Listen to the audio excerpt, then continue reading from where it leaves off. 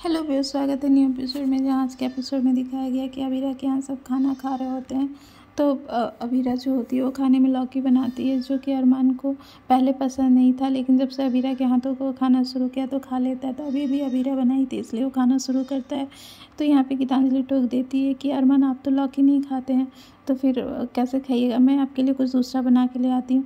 तो अरमान मना कर देता है कि तभी अबीरा को याद आ जाता है कि अबीरा से उसने कहा था कि मैं लौकी की सब्ज़ी अब तभी खाऊंगा जब तुम बनाओगी, तुम बहुत अच्छा बनाती हो। तो यहाँ पे वो बोल नहीं पाता है लेकिन कहता है कि मैं खा लूँगा। तो फिर गीतांजलि उसके लिए अचार लेके आती है। अब वो अचार को रख देता है और लौकी ही खाता है। अब यहाँ अंशुमन को भी अच्छा लगता है लौकी की सब्ज़ी, क्योंकि पहले भी वो अबीरा के हाथों से खा चुका है, इसलिए वो बहुत तेज़ी से खाता है। अब कि अबीरा के बनाए खाने को वो अच्छे से खा रहा है तो गीतांजलि को अच्छा नहीं लगता है, इसलिए फिर अबीरा देख लेती है कि गीतांजलि को अच्छा नहीं लग रहा है। तो वो कहती है कि क्या मैं आपके अचार को खा सकती हूँ। तो यहाँ पे वो मना कर देता है अरमान और कहता है कि नहीं, इस अचार में आंवला है, तुम्हें आंवले से एलर्जी है। तो यहाँ पे दोनों की बातें देख के गीतांजलि को फील होने लगता है कि दोनों एक दूसरे की कितना केयर कर रहे हैं और सब चीज़ समझ रहे हैं। यहाँ पे जो अंशुमन होता है वो बहुत जल्दी लौकी की सब्ज़ी खा रहा होता है। तो फिर दादी से कहती है खाना भागा नहीं जा रहा, आराम से खाओ। तो फिर अंशुमन कहता है कि इतनी अच्छी बनी सब्ज़ी इसलिए मैं जल्दी खा रहा हूँ। तभी उसके गले में मोच आ जाता है। तो फिर दादी से कहती है मैंने कहा था ना कि आराम से खाओ। अब फिर वो अबीरा को कहती है कि इसके गले में आइस पैक लगा दो, आराम मिलेगा। तो अबीरा चली जाती है उसके गले में आइस पैक लगाने। अब यहाँ पे अंशुमन और अबीरा को साथ में देख के अरमान को अच्छा नहीं लगता। वो बर्तन धोते जाता है और उन्हें देखता है तो उसे गुस्सा आता है। तभी वहाँ पे फिर गीतांजलि आ जाती है और कहने लगती है कि मुझे समझ में नहीं आ रहा है कि असली अरमान कौन है या सच्चा कौन है, अभी जिस अरमान को मैं देख रही हूँ वो, या फिर जो मायरा के साथ होता है वो। तो फिर यहाँ पे अरमान कह देता है कि जो मायरा के साथ होता है वही सच्चा अरमान है, क्योंकि मायरा उसके लिए एक सूरज की तरह है, वो सूरज को देख के ही जीता है, इसलिए सच्चा अरमान वही है। अब ये सारी बातें जो होता है वो अबीरा सुन लेती है, क्योंकि वो अंशुमन के लिए आई होती है पानी लेने के लिए।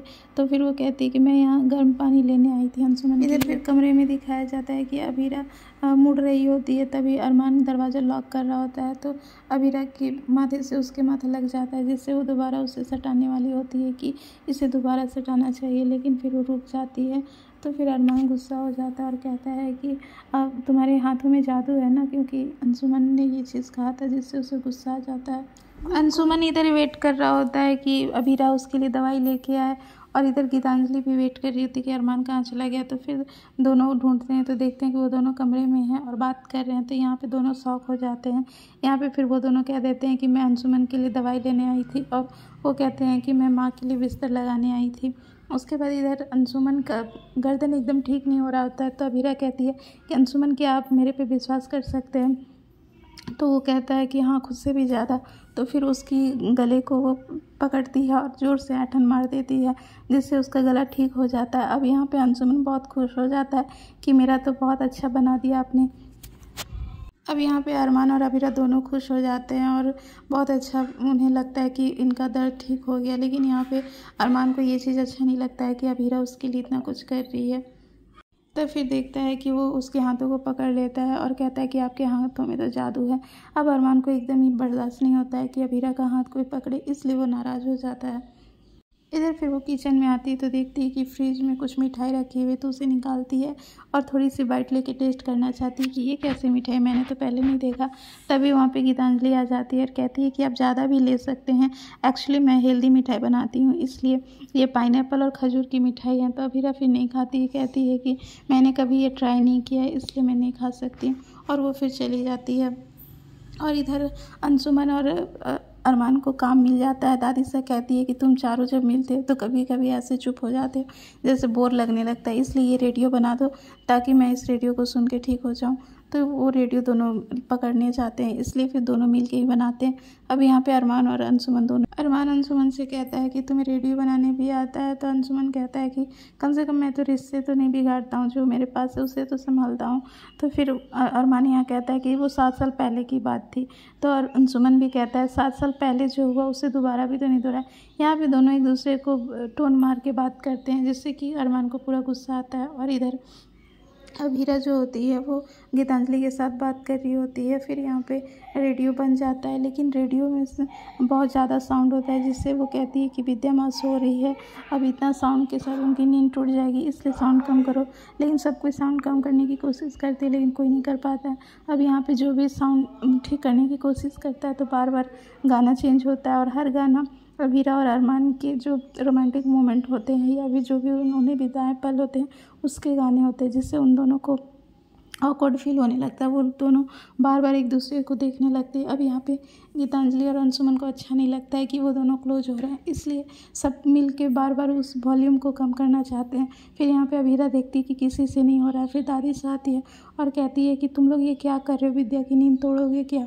तब अंशुमन ले लेता है और उसे ज़बरदस्ती कम करने की कोशिश करता है। तो यहाँ पे अरमान फिर उसे टोन मारता है कि अब कौन इम्पेशेंस हो रहा है बताओ। तो बोलता मैं इम्पेशेंस नहीं हो रहा हूँ, मुझे विद्या जी का ख्याल आ रहा है कि उन्हें कोई तकलीफ़ ना हो इसलिए। तो अभीरा को गुस्सा आ जाता है और वो रेडियो लेती है और अंदर से एक हथौड़ा लेके आती है और ज़ोर से उस पर मार देती है, जिससे साउंड बंद हो जाता है। अब अभीरा का गुस्सा देख के सब कोई चौंक जाते हैं। तभी अंशुमन कहता है कि गुस्से में कौन चीज़ काम आता है, आपको पता है ना, आपको कॉफ़ी बहुत अच्छा लगता है ना। तो वो हाँ हिला देती है, इसलिए फिर वो उसके लिए कॉफ़ी बना के लाता है और उसे उसके दिमाग को ठंडा करता है। अब ये चीज़ भी अरमान को अच्छा नहीं लगता है। तब इधर कमरे में जब अभीरा आती है तो अरमान आ जाता है और दरवाज़ा लॉक करने की कोशिश करता है। तो अभीरा कहती है कि दरवाज़ा ख़राब है। फिर उसे देखती है तो फिर कहती है क्या हुआ। तो वो उसके पास आ जाता है और उसे ज़ोर से पकड़ लेता है और कहता है कि तुम्हारे हाथों में जादू है। कौन सा जादू है, कह के उसे चिढ़ाने लगता है, क्योंकि उसे बर्दाश्त नहीं होता है कि अंशुमन उसे पकड़े, इसलिए उसे ज़ोर से पकड़ता है। तभी वहाँ से आईना टूट के गिर जाता है और अभीरा को पैर में लग जाता है। अब यहाँ पे अंशुमन और गीतांजलि सुनते हैं कि अभीरा दर्द में है, तो फिर वो लोग जाना चाहते हैं रूम के अंदर, तो रूम बंद होता है। अब यहाँ पे खोलने की कोशिश करती है गीतांजलि, तो नहीं, अंशुमन कहता है आप पीछे हट जाइए, मैं खोलता हूँ। फिर धक्का दे के खोलते हैं, देखते हैं कि वो दोनों बैठ के उसका कांच निकाल रहे हैं। तो फिर यहाँ पे अरमान कहता है भाई ये क्या हरकत हुआ। तब फिर वो लोग देखते हैं कि कांच निकाल रहा है अरमान। तो फिर वो लोग पूछते हैं कि ये सब कैसे हुआ, तो बता देती है। अब यहाँ पे अरमान को डर भी लग रहा होता है कांच निकालने में, तो फिर वो खींचना चाहता है लेकिन वो निकाल नहीं पाता है। तो अभी चिढ़ाती भी है कि क्या आप प्रेजेंटेशन बनाओगे, लैपटॉप लाओ और अच्छे से प्रेजेंटेशन पहले बना लो तब निकालो, मुझे दर्द हो रहा है और तुम खींच नहीं पा रहे हो। तो फिर अरमान कहता है कि मेरे कंधे में हाथ रखो, मैं कर देता हूँ। और फिर वो उससे रखती है तो फिर वो खींच के निकाल देता है। अब उसके पैरों में बहुत खून बहने लगता है। तो फिर अरमान कहता है अब तुम चल के कैसे जाओगी, मैं तुम्हें ले जाता हूँ। तो अंशुमन भी हाथ आगे बढ़ा देता है और अरमान भी। अब अभीरा शौक हो जाती है कि किसे हाथ दे, इसलिए वो किसी को हाथ नहीं देती है। तभी वहाँ दादी साहब भी आ जाती है और कहती है कि ये सब क्या हुआ, इस लड़की को इतना चोट कैसे आया। और फिर दादी साहब अपने कंधे में सहारा दे के उसे ले जाती है बाहर। और गीतांजलि को इधर ये सब अच्छा नहीं लगता है, तो वो फिर अरमान को रोकती है और पूछती है कि अच्छा आपके हाथ में अंगूठी नहीं दिख रही एंगेजमेंट की, वो कहाँ है। तो अरमान अब डर जाता है क्योंकि जानता है कि गीतांजलि को ये सब बुरा लग रहा होगा, इसलिए वो फिर कहता है शायद बर्तन धोने में कहीं रह गया होगा। तो फिर अपने पॉकेट में छूता है और उस अंगूठी को निकालता है और बोलता है अच्छा देखो ये है। तो फिर वो कहती है कि इसे पहन लीजिए।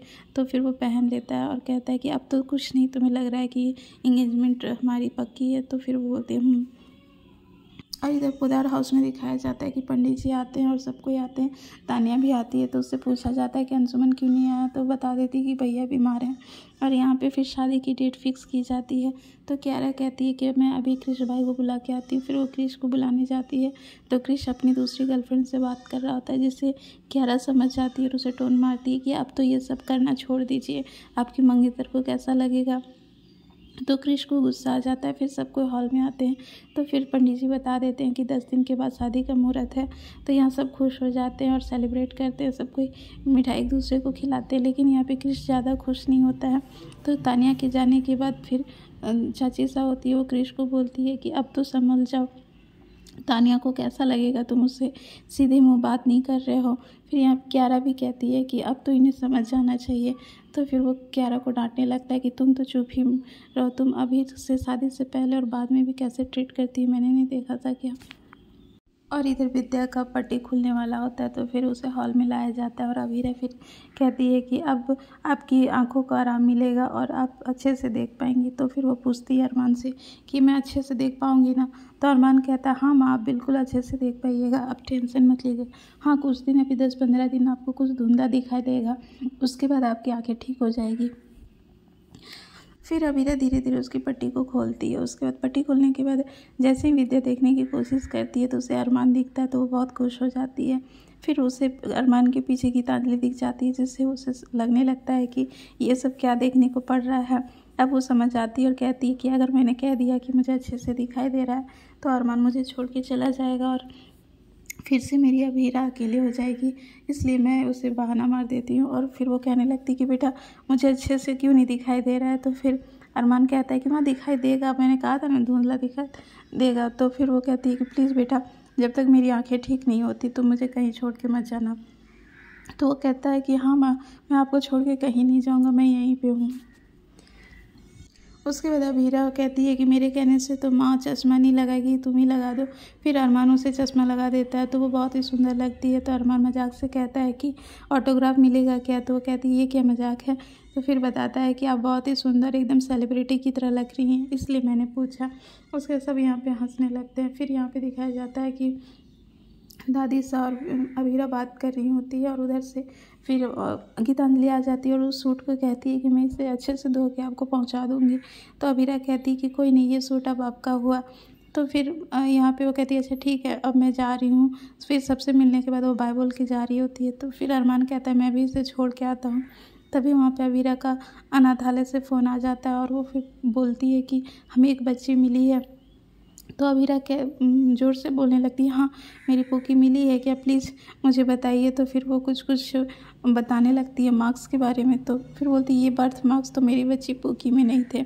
अब यहाँ पे अबीरा को परेशान देख अरमान को बहुत बुरा लगता है कि वो अपने बच्चे के लिए कितने परेशान है। तो फिर अबीरा कहती है कि ये बच्ची तो मेरी बच्ची नहीं हो सकती, लेकिन आगे कोई भी बच्ची आपको मिले तो मुझे ज़रूर फ़ोन करिएगा। अबीरा को इतना परेशान देख के अरमान को बिल्कुल भी अच्छा नहीं लगता है, इसलिए फिर आने वाले एपिसोड में यही दिखाया जा रहा है कि वो अबीरा से सॉरी बोलता है और सारा सच बता देता है कि मैंने तुमसे झूठ कहा है।